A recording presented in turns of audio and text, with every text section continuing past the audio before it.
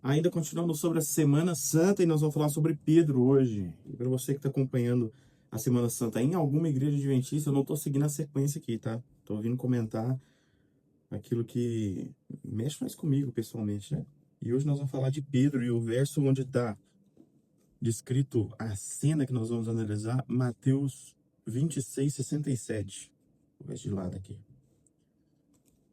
Vai dizer o seguinte, ó, Atos 26, na verdade, verso 69, a partir de 69. Enquanto isso, Pedro estava sentado do lado de fora do pátio. Uma criada foi até ele e disse: Peraí, você é um daqueles que estava com Jesus, o Galileu. Mas Pedro negou diante de todos. Eu não sei do que você está falando, disse ele. Mais tarde, junto ao portão, outra criada ouviu e disse aos que estavam ali: "Oh, esse homem estava com Jesus de Nazaré, ué." Novamente, Pedro negou, dessa vez com juramento. Eu nem conheço esse homem, disse ele. Pouco depois, alguns dos outros ali presentes viram Pedro e disseram: Você deve ser um daqueles. Percebemos pelo seu sotaque de Galileu. Pedro então jurou: Que eu seja amaldiçoado se eu estiver mentindo. Não conheço esse homem. Imediatamente o galo cantou. Então Pedro se lembrou das palavras de Jesus. Antes que o galo cante, você me negará 3 vezes, e saiu dali chorando amargamente. Só um detalhe que, provavelmente, se você já ouviu falar disso, você já deve ter pensado, aquilo não era um galo mesmo, que não tinha galo naquela região. Isso é completamente irrelevante para a história. Se o galo era um instrumento, se era um animal, isso é completamente irrelevante e dispensável, ok? Nós vamos focar aqui na história do homem que negou Jesus, aquele que disse que iria até os confins da terra, que ia para a morte junto com Jesus, e agora está ali representando muito bem a mim e a você na raça humana que traz Jesus e nega Jesus praticamente todos os dias. Primeira coisa que a gente pega de lição aqui de Pedro. Em outro momento, a Bíblia vai dizer que você não deve ficar fazendo promessas para Deus. Deus não pede que você faça promessas ou votos. Não é proibido fazer. Mas se você fizer, então faça. Então, fazer um voto não é uma garantia de alcançar uma bênção, tá?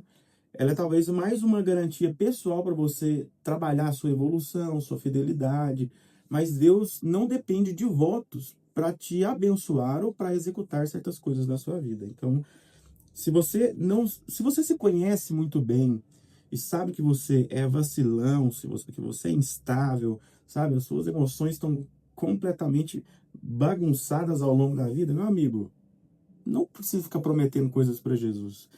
Pedro ele disse para Jesus ali que, Senhor, eu vou te acompanhar até a morte. E aí, aqui leva a gente a uma reflexão, né?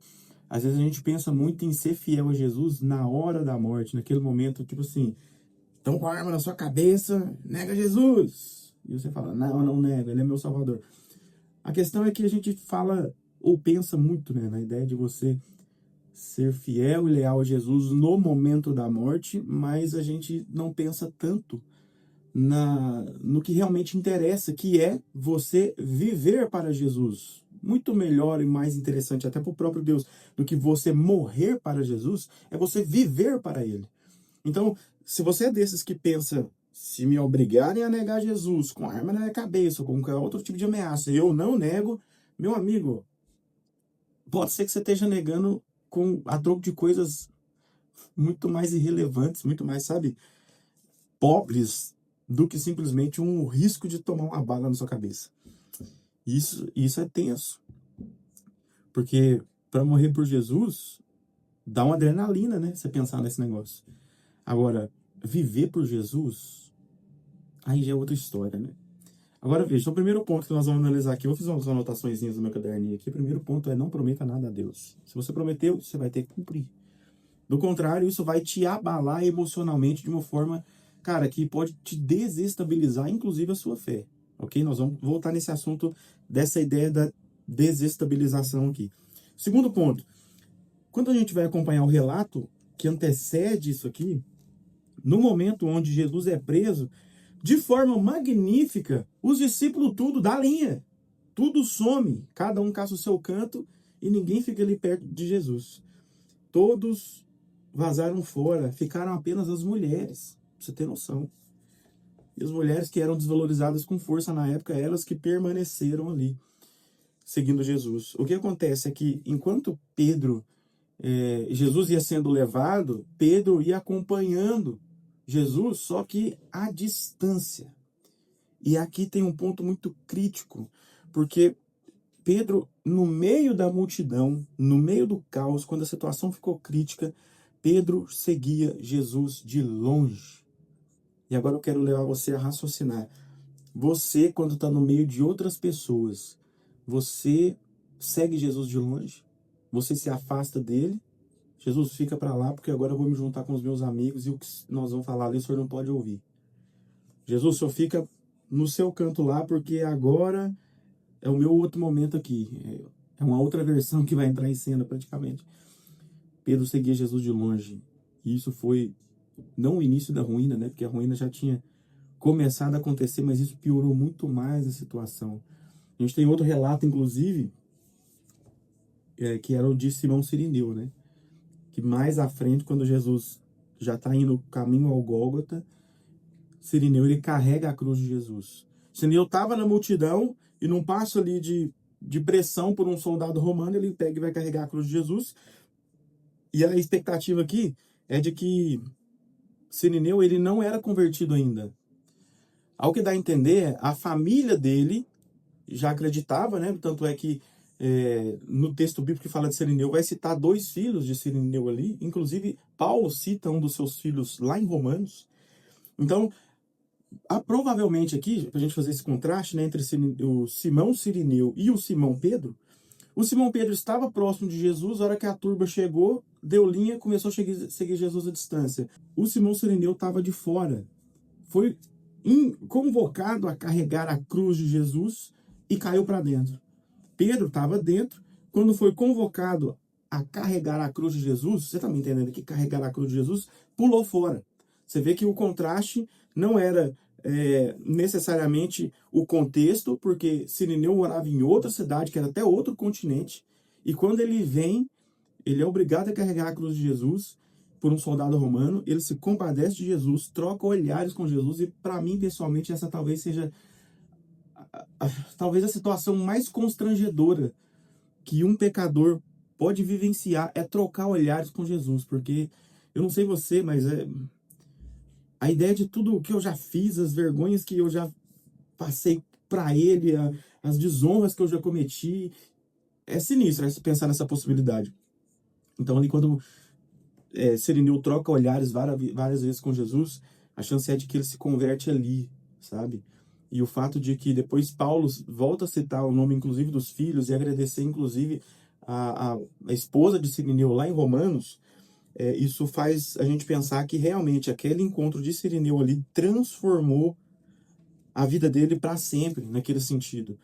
Pedro, por sua vez, quando a turba chegou, quando a coisa apertou, quando, sabe, a pressão de grupo fez ali acontecer a prisão de Jesus, Pedro, ele salta fora. Aí eu te pergunto, você, no seu cotidiano, na sua vida normal, quando o assunto não é espiritualidade, religião, todas essas coisas, você anda com Jesus de longe? Porque às vezes a gente tem um equívoco de ficar pensando que Deus se interessa conosco ou se importa que a gente dê a devida atenção para Ele só quando o assunto é espiritual. Só que Deus, ele quer reinar a sua vida. Ele quer reinar a sua vida por completo. Deus, ele é dono de absolutamente tudo. Eu estava comentando com o Rodrigo, inclusive, sobre isso, que às vezes eu fico refletindo de que eu ainda não compreendi o altíssimo nível da majestade de Jesus. Eu sei que ele é rei. É aquele negócio, você tem informação, mas sabe quando a informação ainda não bateu? Eu estou clamando a Jesus para que, Senhor, me dê um nível altíssimo da noção da sua majestade. Porque eu não tenho essa noção ainda. Sabe? Sabe aquela noção da grandiosidade, do respeito, aquela coisa toda, tipo assim, meu Deus, o rei do universo pisou aqui no meu planeta. Isso tem que significar alguma coisa. Você tá me entendendo? Por que eu te digo isso? Porque reconhecer Jesus como majestade, dono de tudo, no cotidiano, talvez seja uma das coisas mais oscilantes, né, que a nossa fé tem. Veja bem, esse microfone que eu estou usando, o celular que eu estou usando para gravar, meu cenário aqui, meu escritório, aquela lâmpada, o computador, tudo isso pertence a Deus. Por quê? Porque foi produzido a partir de algo que Ele criou primeiro. toda a matéria-prima que o ser humano desenvolve para transformar em outras coisas, a gente comercializa entre a gente, isso em primeira instância foi criado por Deus, toda a matéria-prima é dele. Nós apenas executamos um serviço em cima daquilo que pertence a ele, logo continua sendo dele. E a gente acha que é nosso. Você está me entendendo aqui? Que até nesses pequenos detalhes, reconhecer a grandiosidade e majestade do Senhor Jesus é importante para a gente não se perder no meio do caminho. Outro ponto, então a gente viu aqui sobre Pedro andar de longe e o perigo de, no meio das multidões, a gente andar distante de Jesus, se afastar de Jesus para começar a não levar Jesus, né, para os nossos encontros de amigos, para nossas rodinhas de conversa, aquela coisa toda. Agora vamos lá, vamos avançando aqui, porque Pedro, ele estava convencido de que Jesus era o Messias, mas ele não estava convertido a esse respeito. E a traição dele, né, a traição no melhor sentido, a negação dele, né, que não deixa de ser uma traição também, mas pelo menos ele voltou atrás, ela revela, né, que a gente está convencendo o convertido apenas. Agora preste atenção nisso aqui, que isso aqui é loucura. Sabe quando você age por impulso, solta uma palavra que você não queria, te fecharam no trânsito, você soltou um palavrão, você desejou algo mal, porque tomara que bate ali na frente ali, ó. Tomara que eles topam a polícia ali na frente e tomar a multa. Toda vez que nossas ações por impulso, elas agem dessa forma, toda vez que a gente age dessa forma, as nossas ações por impulso, elas revelam quem nós somos no dia de hoje, se somos convencidos ou convertidos. Por que no dia de hoje? Porque há de você perceber que se você voltar no passado, você pode notar que determinadas situações causaram menos repulsa em você, porque você estava mais santificado naquele dia. A santificação, o batismo do Espírito Santo, ele é uma definição diária. Hoje você pode estar santificado, isso não garante que amanhã você vai estar. Se hoje você está numa vibe mais santificada, semana que vem pode não estar assim mais. Não é tipo, me santifiquei agora, santificado estarei para todo sempre. Não funciona assim, não, meu amigo. É diário, assim como o maná era diário, a porção de bênção é diária, o recurso de Deus é praticamente diário, porque a gente tende a acumular também. Mas a ideia aqui é que as nossas ações impulsivas, elas elas só revelam, tá? O que já está por dentro. Elas revelam se eu estou apenas convencido de que Jesus é o Messias, que ele é o libertador, que ele é o dono de tudo, que ele é o rei, que é digno de adoração, aquela coisa toda. Agora, dependendo do tipo de ação impulsiva que eu tenho, isso revela que hoje eu não estou santificado. E aí, meus amigos, quando você cair a ficha de que você não está santificado, pode acontecer duas coisas. Ou você vai correndo para Jesus, eu diria três, né? Ou você vai correndo para Jesus, morrendo de vergonha. Ou você sai correndo de Jesus, morrendo de vergonha, porque a vergonha também te afasta. Ou você permanece onde está e ainda caçando um jeito de justificar o seu argumento ou a sua ação impulsiva ali que não foi tão legal assim, que desonrou Jesus. Ah, mas foi ele que cruzou, a culpa foi dele. Ah, mas foi ele que começou. E aí você começa a justificar e permanece do coração duro, tá? Permanece apenas convencido. E opta por não se converter porque o outro estava errado. As suas ações impulsivas e as minhas, elas revelam quem nós somos no dia de hoje. Se estamos de qual lado. Isso é muito sério. Agora veja, uma vez que tudo passa, Pedro nega Jesus. A hora que o galo canta, é a hora que Pedro cai a ficha da loucura que ele fez. E aí quantas vezes eu e você já pecamos e chega aquele momento onde cai a ficha da loucura que você fez. Nesse momento, pode acontecer essas mesmas três coisas. Ou você continua tentando justificar o motivo de você ter errado, ou você vai correndo e se lança para Jesus, ou você corre de Jesus. A tendência é que correr para Jesus é a última coisa que a gente faz. O que normalmente a gente tem de fazer é correr de Jesus por causa da vergonha. Eu não vou nem orar. Não tenho essa moral, não. Acabei de pecar, acabei de fazer um negócio ali, acabei de responder a pessoa daquele jeito, acabei de fofocar, acabei de falar mal de fulano. Eu não vou orar não, agora não. E a gente tem essa noção, né, de que equivocada, de que eu preciso passar um tempo, desde que eu percebi que eu pequei, preciso passar um tempo até a coisa acalmar, até não sei o que passa na nossa cabeça, mas não dá para arrepender de imediato. E Jesus, ele vai de imediato. Essa onda que a gente sente de culpa, ela é o Espírito Santo trabalhando em nós, gerando arrependimento. E a gente não aproveita a sensibilidade para poder clamar por perdão e aceitar o perdão. É na vergonha, meu amigo, que você tem que correr para Jesus. É na vergonha que o perdão tem mais efeito, porque depois a vibe passa, a sensibilidade passa, e aí, aí é loucura, aí você começa tudo de novo, entendeu? Então, esse lance de você ter que esperar um tempo para se arrepender, tô dizendo aqui, já na situação de você se ver de fato que você errou e você reconhece. Tem que correr para Jesus correndo, sabe? E Pedro, nesse caso, o que ele fez? Jesus morreu, passou ali, a hora que chega domingo, ele tá onde? Pescando. Porque foi depois que Jesus ressuscitou, né? Pedro já tinha voltado para a velha vida. E aí, quando a gente fica completamente envergonhado por causa do que a gente fez, a gente começa a aceitar a ideia de voltar para a vida que a gente tinha antes. Porque você não é tão digno assim. Você achou que você era bom, você achou que você era fiel, achou que você ia ser ponta firme com Jesus e no final você não foi. Você confiou na sua própria força, sabe? E Jesus nunca te chamou para você lutar com as suas forças. O Espírito Santo existe justamente porque a gente é incapaz de vencer qualquer coisinha com a nossa própria força. Então você vê que Pedro ele aceita a ideia de voltar para a velha vida. E aí, quantas vezes nós já tentamos retroceder e voltar para coisas que nós oramos para poder sair daquilo? E agora você está simplesmente aberto e disponível. Não, se vier para mim de novo, eu vou aceitar e vou voltar para trás. Quantas vezes você já colocou o seu pé de novo em lugares que você clamou a Deus para que desse um jeito de te tirar de lá? E agora, por causa da vergonha, você está ali, aberto, disposto, disponível a voltar. Que loucura, cara. Próximo ponto, Cristo chama Pedro para recomeçar a caminhada. Toda vez que a gente cai, a gente não continua de onde a gente parou. Até porque seria... a salvação já é um negócio muito injusto, né? Para Deus. Ele sempre sai no prejuízo com esse negócio de salvar a gente.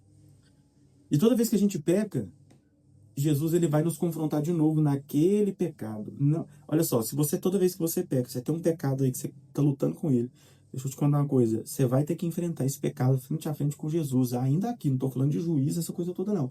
Ainda aqui você vai ter que trocar uma ideia com Jesus sobre esse pecado e falar explicitamente sobre o seu pecado. Por quê? Veja bem, quando Pedro nega Jesus, e Pedro decide voltar para a velha vida, não, vou fazer uma coisa, vou pescar. No livro Desejar Todas as Nações, fala que Pedro se sentiu aliviado quando no meio daquela tensão toda, a traição, a vergonha, sabe? A morte de Jesus, estavam tudo muito incerto ainda a respeito da ressurreição.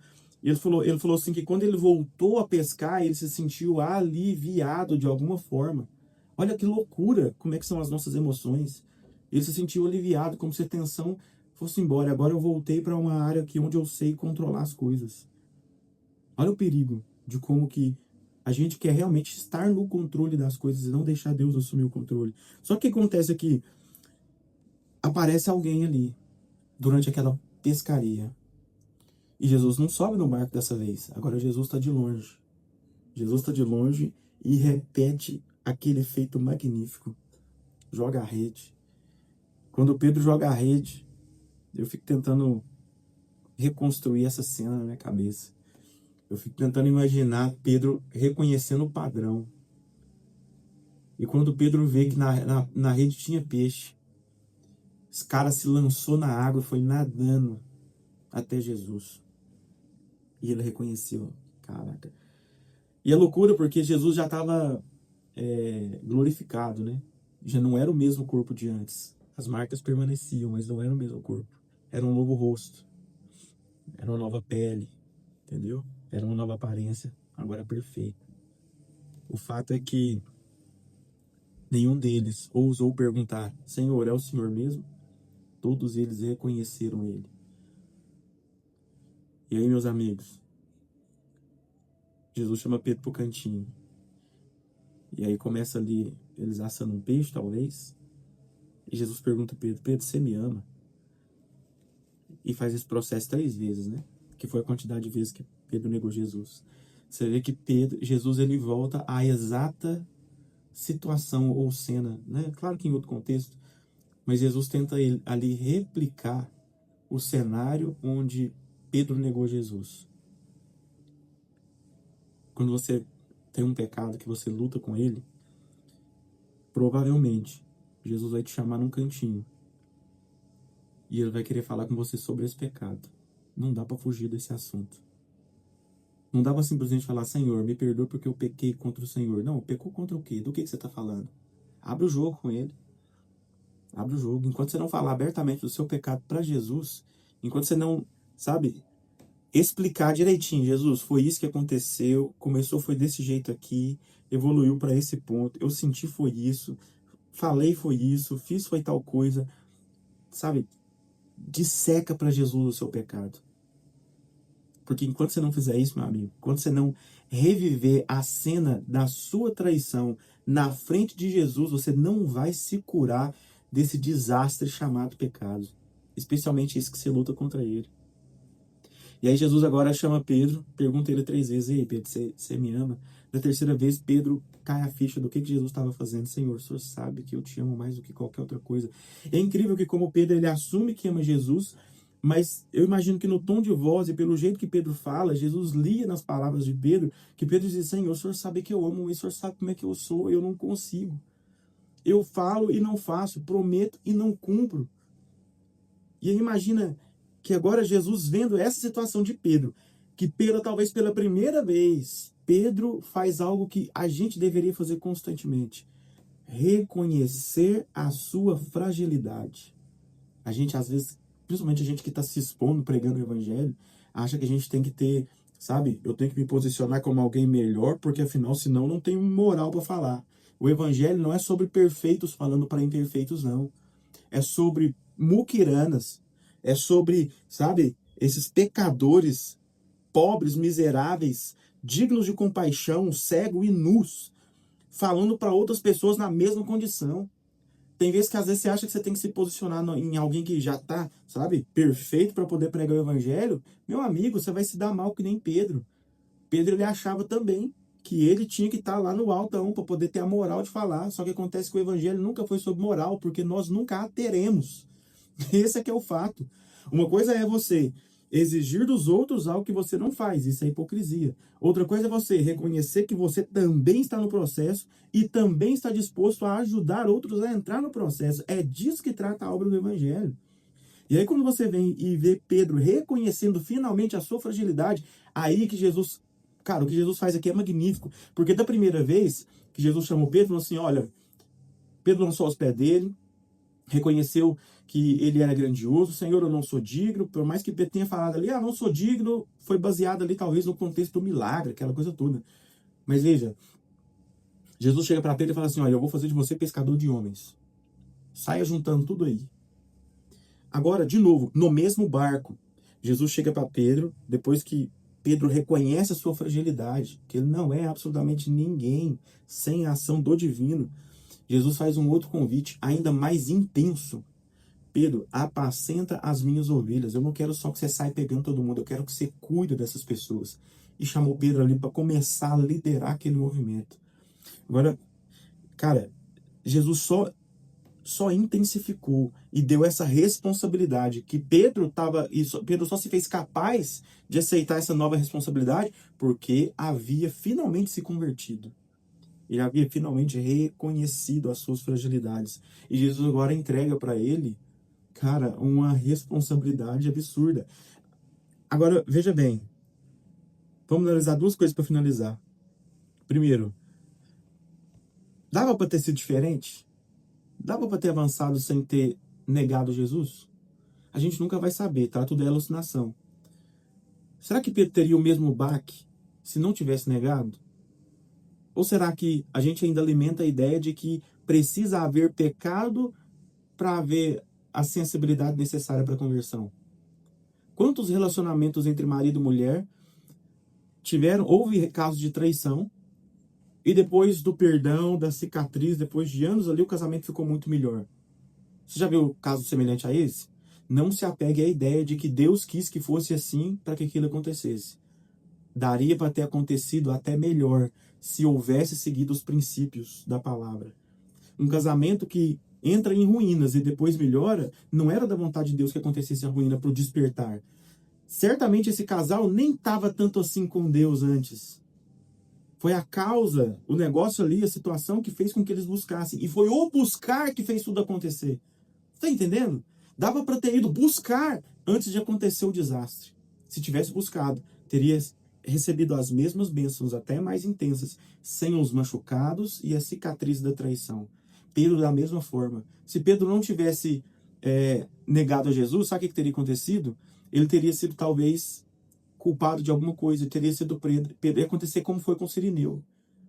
Ele teria carregado a cruz ali, tomado a cruz dele para seguir, e isso também geraria uma sensibilidade e talvez uma evolução até mais rápida do que aconteceu pós-negação.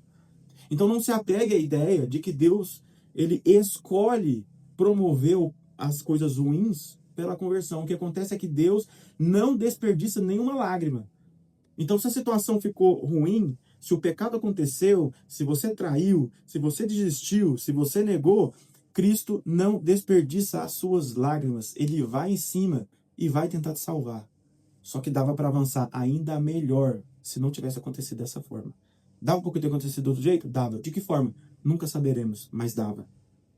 O pecado nunca é um recurso utilizado por Deus para promover a salvação. De forma intencional, Deus não promove pecado, você está maluco? O que Deus faz é não desperdiçar as lágrimas e nem as situações que nos colocam em uma condição mais sensível.